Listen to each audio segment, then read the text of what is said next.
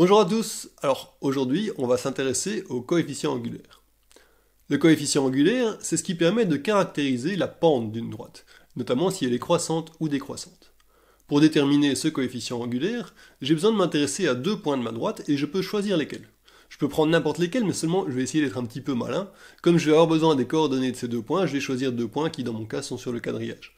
Je vais prendre celui-ci et celui-là. Entre ces deux points, je mesure deux distances. Une distance horizontale que je vais appeler delta x et une distance verticale que j'appelle delta y. Dans mon cas, delta x vaut 2 et delta y vaut 3.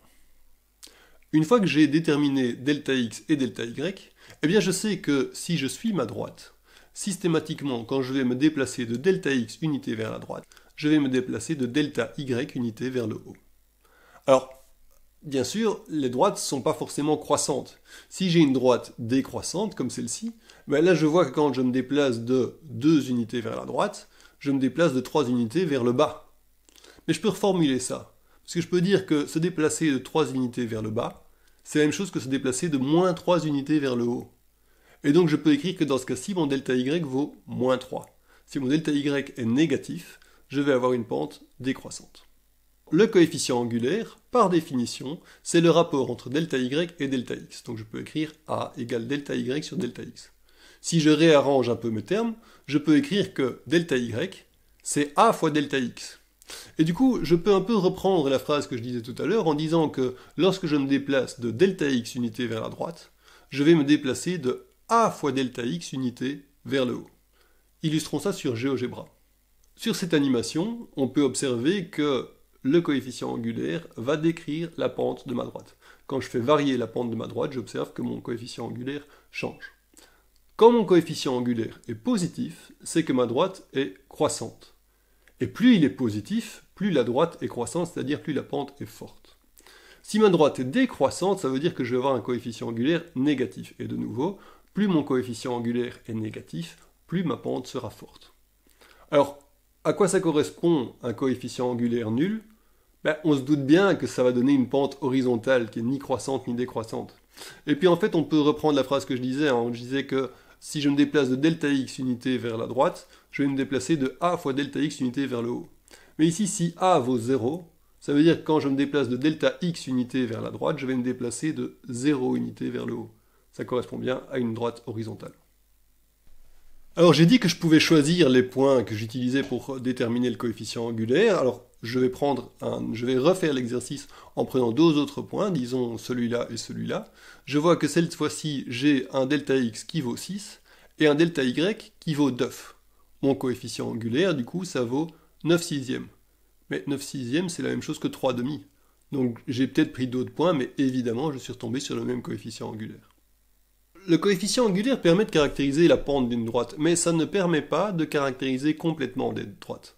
Prenons l'exemple d'une droite qui aura un coefficient angulaire de 1,5, c'est-à-dire 3 demi. C'est l'exemple que j'ai pris tout à l'heure. Des droites qui ont un coefficient angulaire de 1,5, il y en a une infinité. Si je veux dessiner une droite précise, juste le coefficient angulaire, ça ne suffira pas. On va aussi utiliser ce qu'on appelle l'ordonnée à l'origine. L'ordonnée à l'origine, c'est l'ordonnée de l'intersection entre ma droite et l'axe des Y. Si je fixe l'ordonnée à l'origine de ma droite, là j'ai bien caractérisé une droite unique. Il y a une infinité de droites dont le coefficient angulaire vaut 1,5, une infinité de droites dont l'ordonnée à l'origine vaut 3, mais il y a une seule droite de coefficient angulaire 1,5 et d'ordonnée à l'origine 3. C'est celle-là. Si je veux voir les choses en termes de fonctions, je dirais que l'ordonnée à l'origine, c'est l'image de 0, c'est-à-dire que l'ordonnée à l'origine, ça vaut f de 0. Attention, il ne faut pas confondre l'ordonnée à l'origine avec les racines. L'ordonnée à l'origine, c'est f de 0, alors que les racines, ce sont les valeurs de x telles que f de x égale 0. Pour trouver les racines, il faut résoudre une équation, c'est quelque chose de très différent. Alors, on peut aussi voir une droite comme étant le graphe d'une fonction du premier degré. Et ce type de fonction s'écrit f de x égale ax plus b. Dans cette expression, ax plus b, A va correspondre au coefficient angulaire et B à l'ordonnée à l'origine. Pour terminer, on va vérifier qu'une droite de coefficient angulaire 3 demi et d'ordonnée à l'origine 3 correspond bien au graphe d'une fonction f de x égale 3 demi x plus 3. Pour ça, il faut rappeler ce que c'est le graphe d'une fonction. Le graphe d'une fonction, par définition, c'est l'ensemble des points de coordonnées x, f de x. Donc dans notre cas, f de x vaut 3 demi x plus 3. Et donc ce qu'on se demande, c'est est-ce que vraiment tous les points de notre droite peuvent s'écrire sous la forme x, 3 demi x plus 3? On va vérifier. Alors, on peut commencer par ce point-là. Ce point-là, il a une abscisse qui vaut 0 et une ordonnée qui vaut 3. C'est l'ordonnée à l'origine. Est-ce que vraiment il peut s'écrire sous la forme x, f de x? Eh bien dans ce cas-là, x vaut 0. F de x vaudra 3 demi fois 0 plus 3. Ça fait bien 3. Effectivement, ce point-là peut s'écrire sous la forme x, f de x, donc ça commence plutôt bien. Alors, prenons un autre point de notre droite avec une abscisse quelconque. Disons m. Que vaut l'ordonnée de ce point? Alors, si je compare ce point avec le point précédent, on voit que le delta x entre ces deux points vaut m.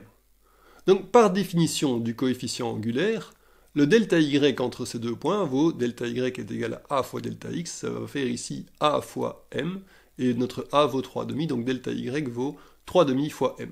Cette distance-là vaut 3 demi fois m. Pour trouver l'ordonnée de notre point, il faut ajouter à ce 3 demi fois m l'ordonnée à l'origine 3. Et donc l'ordonnée de notre point, c'est 3 demi fois m plus 3. Alors est-ce que ça correspond à l'image de m? Eh bien, si je prends la fonction 3 demi fois x plus 3, et que je calcule l'image de m par cette fonction, l'image de m va valoir 3 demi fois m plus 3. Et on voit que ça correspond bien à l'ordonnée du point qu'on a calculé. Donc, de nouveau, ce point-là a comme coordonnée m, f de m. Ça prouve que si je connais le coefficient angulaire a d'une droite et son ordonnée à l'origine b, eh bien je peux déduire son équation et dire que l'équation de cette droite c'est y est égal à ax plus b. De nouveau, la théorie est correcte.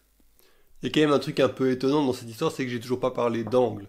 Évidemment, il y a un rapport entre le coefficient angulaire et l'angle. En fait, si je prends une droite, et que je prends deux points qui appartiennent à cette droite, je peux toujours tracer un triangle rectangle qui utilise ces deux points. Dans ce triangle rectangle, delta x et delta y correspondent aux côtés, et la distance entre les deux points correspond à l'hypoténuse.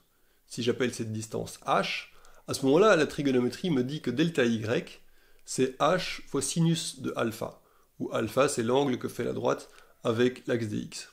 De la même manière, delta x est du coup h fois cosinus de alpha. Le coefficient angulaire c'est quoi? Le coefficient angulaire a, c'est delta y sur delta x.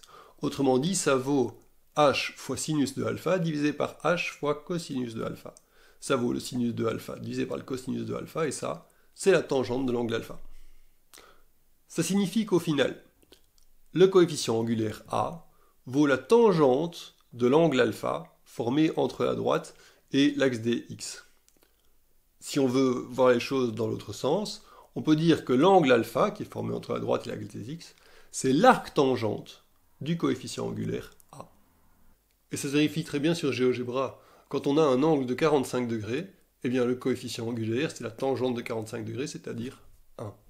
Un angle de 60 degrés, le coefficient angulaire sera la tangente de 60 degrés, c'est radical de 3, ça fait environ 1,73.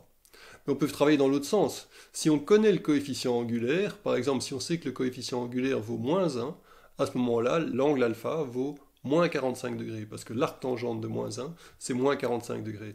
De la même manière, l'arc tangente de moins 1,73, c'est moins 60 degrés. Et la tangente de 0, c'est 0.